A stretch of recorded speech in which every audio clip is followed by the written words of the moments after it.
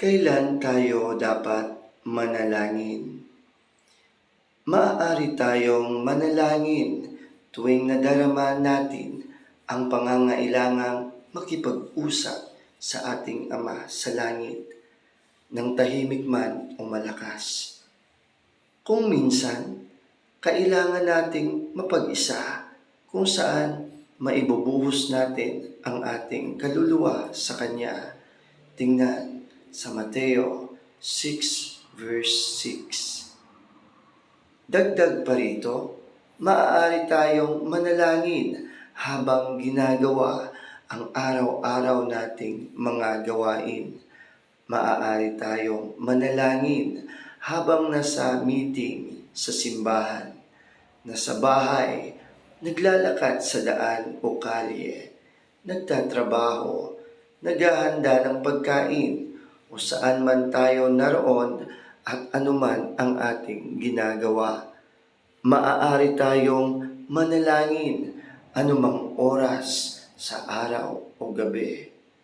Maaari tayong manalangin kapag nag-iisa tayo o may kasamang ibang tao. Maisa sa isip natin ang ating Ama sa langit sa lahat ng panahon. Maaari tayong manalangin tuwina. Kung minsan, parang ayaw nating manalangin, maaaring galit tayo o nawawalan ng pag-asa o balisa. Sa ganitong mga pagkakataon, dapat lalo nating sikaping manalangin. Dapat manalangin sa sarili ang bawat isa sa atin kahit man lang tuwing gabi o tuwing umaga. Binanggit sa mga banal na kasulatan ang pagdarasal sa umaga, tanghali at gabi.